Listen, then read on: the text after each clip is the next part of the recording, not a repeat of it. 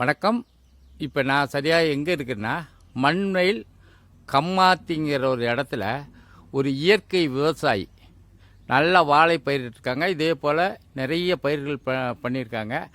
அவர்களை பற்றி தான் இப்போ வந்திருக்கோம் அவங்கள நேர்காணலுக்கு. வணக்கம் ஐயா, உங்கள் பேர் சொல்லுங்கள். வணக்கம், என் பேர் சிவதேவன். நான் ஸ்ரீமதுரை கிராமம் கம்மாத்தி கொரவையில்ன்ற இடத்துல விவசாயம் பண்ணிட்டு வர்றோம். இந்த கடந்த ஒரு 10-12 வருஷமா இப்போ இயற்கை விவசாயத்தில் ஈடுபட்டுட்டு வர்றேன். இயற்கையாக பயிர்களை விளைவிக்கிறோம்.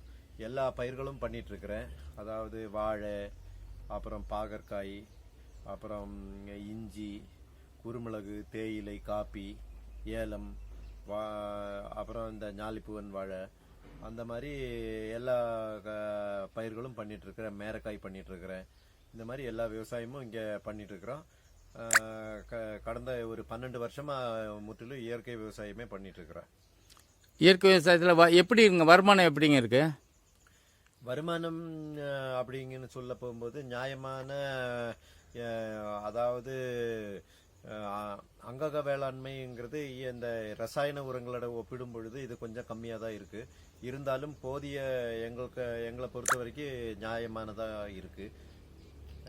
எங்களுக்கு இப்போ என்னன்னா, இந்த விற்பனை வாய்ப்புகள் தான் ரொம்ப கம்மியாக இருக்கு. எங்களுக்கு கூடலூரை பொறுத்த வரைக்கும் கூடலூரில் அதாவது ஒழுங்குமுறை விற்பனை கூடம் கிடையாது.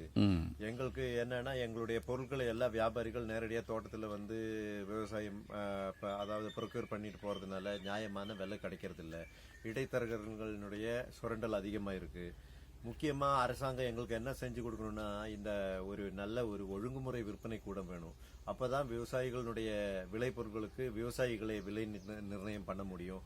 அப்படின்றது எங்களுடைய தாழ்மையான வேண்டுகோள். இது இப்போ எத்தனை பேர் நீங்கள் இயற்கை விவசாயம் இங்கே எத்தனை பேர் பண்ணிக்கிறீங்க? இப்போ இந்த ஸ்ரீமதுரை கிராமத்தில் பொதுவாக கூடலூரை பொறுத்த வரைக்கும் சொல்ல போனால், கூடலூரில் எல்லா விவசாயிகளில் ஒரு 75% இயற்கை விவசாயின்னே சொல்லலாம். என்ன காரணம்னா, அதாவது இப்போ கெமிக்கல் எல்லாம் யூஸ் பண்ணி அவங்களால தாக்கு பிடிக்க முடியல. இப்போ காப்பி, குருமிளகு இதெல்லாம் டீ இதெல்லாம் அது இயற்கையாகவே விளையுது. அதனால இயற்கை விவசாயமாக இருக்கு. பின்ன இப்போ காய்கறி பயிரில் தான் அதிகபட்சமாக விவசாயிகள் கொஞ்சம். காய்கறி பயிரில் உங்களுக்கு நல்ல விளைச்சல் கிடைக்குதா? வருமானம் கிடைக்குதா? காய்கறி பயிரில் நியாயமான வருமானம் இருக்கு. நியாயமான விலை கிடைச்சா வருமானம். இந்த வருஷம் கொஞ்சம் விலை கம்மியாக இருக்கிறதுனால இப்போ எல்லாம் மேரக்காய் வெறும் 3 ரூபாய்க்கு தான் மார்க்கெட்டில் போயிட்டு இருக்கு. அப்புறம் அதே போல தான் பாவக்காய்க்கு இந்த வருஷம் ரேட் இல்லை, 20 ரூபாய் அந்த ரேஞ்சில் தான் போயிட்டு இருக்கு. அதனால கொஞ்சம் நியாயமான விலை இல்லை. சரி, நல்லா நான் பார்த்த வாழையெல்லாம் அருமையாக இருக்குது. உங்களுக்கு சான்றிதழ்லாம் கொடுத்துருக்காங்களே, என்னென்ன சான்றிதழ் உங்களுக்கு கொடுத்துருக்காங்க? இந்த விவசாயத்து நாங்கள் போன வருஷம் எங்களுக்கு ஒரு அவார்டு கொடுத்தாங்க டெல்லியில் வச்சு. அதாவது மத்திய வேளாண் இணை அமைச்சர் நினைக்கிற ஒரு வேளாண் துறை அமைச்சர் தான் அவருடைய பேர் சௌத்ரி. அந்த மினிஸ்டர் கிட்ட அவார்டு வாங்கினோம். Millionaire farmer award. ஒரு வருஷத்துல 10 லட்சம் மேல டேர்ன் ஓவர் பண்ற விவசாயிகளுக்கு கொடுக்குற அவார்டு அது. நம்ம எனக்கு இயற்கை விவசாயத்துல 10 லட்சம் மேல டேர்ன் ஓவர் பண்ணியிருக்கேன்ற இதுக்காக கிருஷி ஜாகரான் எங்களுக்கு ஒரு அவார்டு. பாண்டிச்சேரியில ஏதோ கொடுத்ததா சொன்னீங்களே? இந்த பாண்டிச்சேரியில இந்த வர்ற மார்ச் 20க்கு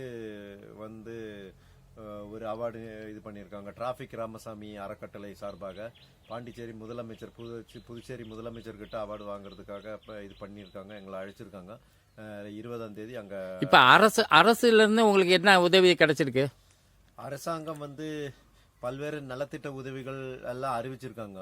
இருந்தாலும் அது மக்கள்கிட்ட, விவசாயிகள் கிட்ட ஒழுங்கா கரெக்டா சேர்றது இல்லை அப்படின்றதுதான் என்னுடைய கருத்து.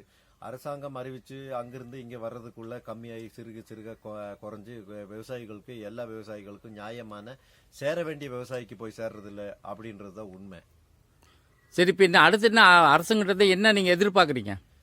எங்களுக்கு அரசாங்கம் இந்த இப்போ எல்லாருமே இந்த அங்கக வேளாண்மை அப்படின்ற இயற்கை விவசாயத்தை ஊக்குவிச்சுட்டு இருக்கும் பொழுது, இயற்கை விவசாயிகளை ஊக்குவிக்கிறதுக்கான, அதாவது அவங்க என்ன பண்றாங்க அப்படின்றத மானிட்டர் பண்ணி அவங்களுக்கு என்ன தேவையோ அப்படின்றத மட்டும்தான் கொடுக்கணும். இப்ப என்ன பண்ணிட்டு இருக்காங்கன்னா, அரசாங்கம் கொடுக்கறத நாங்க வாங்கிக்கணும். மற்ற எல்லாமே நாங்கள் என்ன எங்களுக்கு தேவையோ அதை எங்களுக்கு அரசாங்கம் தர்றதில்ல. அவங்க கொடுக்கறத நாங்க வாங்கிக்கணும். இப்போ ஒரு எக்ஸாம்பிள் சொல்றேன். இப்போ இந்த கூடலூர் மண்ணை பொறுத்த வரைக்கும் ஒரு இயற்கை அங்கக வேளாண்மை பண்ற இப்போ ட்ரைகோடர்மா ஹார்சியானன் தான் கூடலூர் மண்ணுக்கு சூட்டபிள். ஆனா அரசாங்கத்திலிருந்து டிபார்ட்மெண்ட்ல இருந்து கொடுக்கறது ட்ரைகோடர்மா விருடி கொடுக்குறாங்க. அது இங்க மண்ணுல போட்ட உடனே செத்து போயிடும். இங்க இந்த மண்ணுக்கு தகுந்த எங்களுக்கு தேவையான பொருள் எங்களுக்கு இந்த விவசாயிகளுக்கு தர்றது இல்ல. அவங்க கொடுக்கறத அதாவது திணிப்பு தான் சொல்லலாம். அதாவது விவசாயிகள் கிட்ட கருத்து கேட்டு அவங்களுக்கு என்ன தேவையோ அதை கொடுத்தாதான் அது நல்லா இருக்கும். கேட்டது கிடைச்சாதான் அது வீடு, கொடுத்ததை வாங்கிட்டு அது ஜெயிலுன்னு சொல்லுவாங்க. போட்டதை சாப்பிட்டுட்டு போனா அது ஜெயிலு, நம்ம கேட்டது கிடைச்சா அது வீடு. அந்த மாதிரி இருக்கணும். ஓகே, இப்போ இப்போ என்னன்னா இப்போ அடுத்த நில இப்போ நான் வாடின பாவக்காய் நான் பார்த்தேன், நல்லா சிப்ஸாக பண்ணிக்கிறீங்க. ஏன் அதை சிப்ஸாக பண்ணுறீங்க? ஏன் பச்சையாக கொடுக்கலாமே? இந்த பாவக்காய் நல்ல பாவக்காயே ஒரு கிலோ 20 ரூபாய் தான் விலை. அதுல கொஞ்சம் வளைஞ்சிருச்சுன்னா அதை செகண்ட்னு தூக்கி போட்டுருவான். அந்த காய் எந்த கேடும் இல்லை, எந்த பூச்சி இல்லை, ஒன்றும் இல்லை, நல்லதா இருக்கு. அந்த காய் 4 ரூபாய்க்கு தான், 4 ரூபாய் 3 ரூபாய் 5 ரூபாய் வரைக்கும் தான் அதனுடைய விலை. ஆனா அதை 5 ரூபாய்க்கு வித்த எங்களுக்கு இந்த பறிக்கூலி கூடி வராது.